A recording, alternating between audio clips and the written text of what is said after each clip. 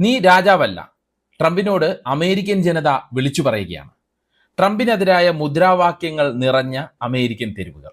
ഇതുപോലെ അമേരിക്കയിലെ പ്രധാന തെരുവുകളിലെല്ലാം നോ കിങ്സ് പ്രതിഷേധം അരങ്ങേറി. ലോക പോലീസ് കളിച്ചു നടക്കുന്ന ട്രംപെ ജനാധിപത്യ രാജ്യത്ത് രാജാവ് വേണ്ടെന്ന് വിളിച്ചു പറയുകയാണ് ഈ ജനക്കൂട്ടം.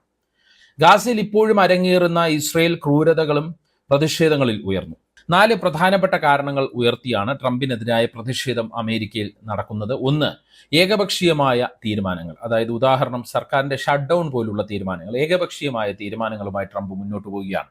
2, കുടിയേറ്റ നയങ്ങളും നാടുകടത്തലും. അമേരിക്കയെ വളരെ വലിയ രീതിയിൽ ബാധിക്കുന്ന ഒരു സംഭവമായി ഈ ട്രംപിന്റെ കുടിയേറ്റ നയങ്ങളും നാടുകടത്തലും മാറുകയാണ്. 3, സോഷ്യൽ സർവീസുകളുടെ വെട്ടിക്കുറയ്ക്കൽ. അതായത് വിദ്യാഭ്യാസം, ആരോഗ്യം തുടങ്ങിയ മേഖലയിൽ വലിയ തോതിലുള്ള വെട്ടിക്കുറയ്ക്കലുകൾ ട്രംപ് സർക്കാർ നടത്തിക്കൊണ്ടിരിക്കുകയാണ്. അതിനെതിരെ വലിയൊരു പ്രതിഷേധം സാധാരണ ജനങ്ങൾക്കിടയിലുണ്ട്. അത് തന്നെയാണ് ഈ പ്രതിഷേധത്തിലും കണ്ടത്. 4, ജനാധിപത്യ സ്വാതന്ത്ര്യത്തിനെതിരായ കൈകടത്തൽ. അതായത് എതിരാളികളെ ലക്ഷ്യം വെക്കുന്ന ട്രംപിന്റെ രീതി. എന്തായാലും അമേരിക്കൻ ജനത ട്രംപ് എന്ന ഭരണാധികാരിയെ കൊണ്ട് അത്രത്തോളം പൊറുതിമുട്ടിരിക്കുകയാണ് എന്നത് തെളിയിക്കുന്നതാണ് ഈ നോ കിങ്സ് പ്രതിഷേധം എന്ന് പറയാം.